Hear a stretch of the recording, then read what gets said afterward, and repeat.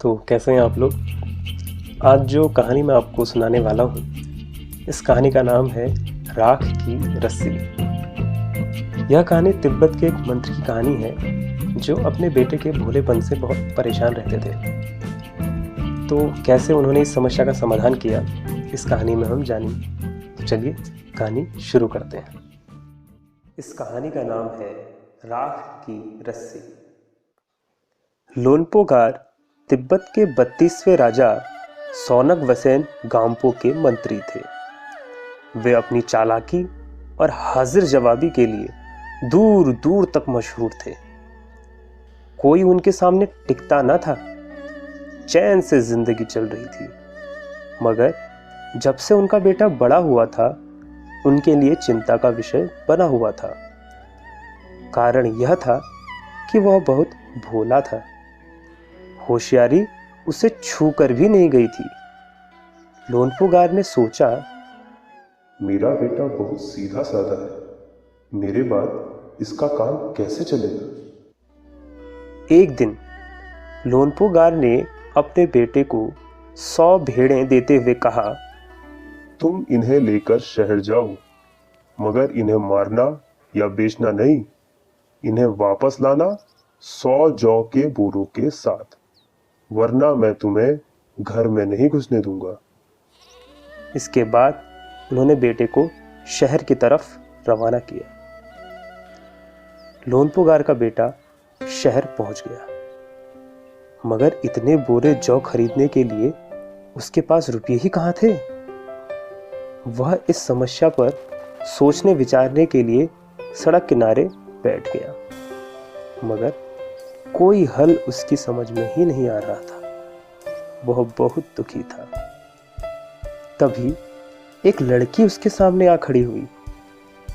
क्या बात है, तुम इतने दुखी क्यों हो?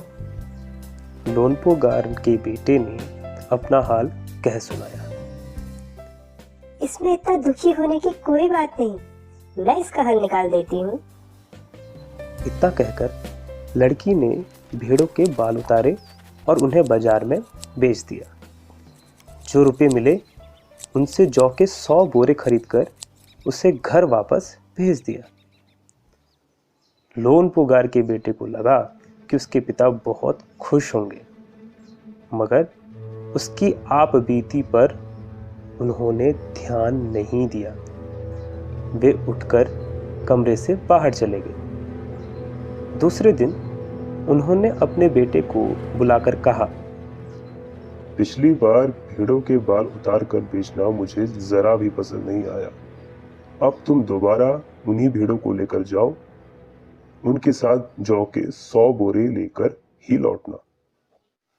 एक बार फिर निराश लोनपोगार का बेटा शहर में उसी जगह जा बैठा। न जाने क्यों उसे यकीन था कि वह लड़की उसकी मदद के लिए जरूर आएगी। और हुआ भी कुछ ऐसा ही। वह लड़की आई। उससे उसने अपनी मुश्किल कह सुनाई। अब तो बिना जौ के 100 बोरों के मेरे पिता मुझे घर में नहीं घुसने देंगे। लड़की सोचकर बोली, एक तरीका है। उसने भेड़ों के सींग काट लिए। उन्हें बेचकर जो रुपये मिले उनसे 100 बोरे जौ खरीदे। बोरे लोनपोगार के बेटे को सौंपकर लड़की ने उसे घर भेज दिया। भेड़ें और जौ के बोरे पिता के हवाले करते हुए लोनपोगार का बेटा खुश था। उसने विजयी भाव से सारी कहानी कह सुनाई। सुनकर लोनपोगार बोले, उस लड़की से कहो कि हमें 9 हाथ लंबी राख की रस्सी बनाकर दे। उनके बेटे ने लड़की के पास जाकर पिता का संदेश दोहरा दिया। लड़की ने एक शर्त रखी, मैं रस्सी बना तो दूंगी, मगर तुम्हारे पिता को वह गले में पहननी होगी। लोनपोगार ने सोचा, ऐसी रस्सी बनाना ही असंभव है। इसलिए लड़की की शर्त मंजूर कर ली।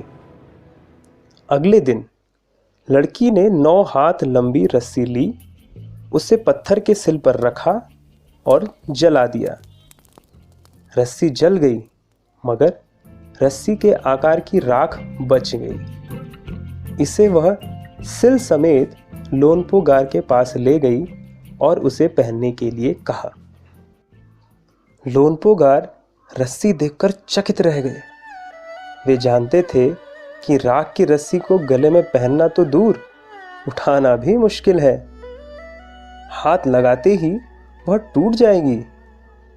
लड़की की समझदारी के सामने उनकी अपनी चालाकी धरी रह गई। बिना वक्त गंवाए लोनपो गार ने अपने बेटे की शादी का प्रस्ताव लड़की के सामने रख दिया।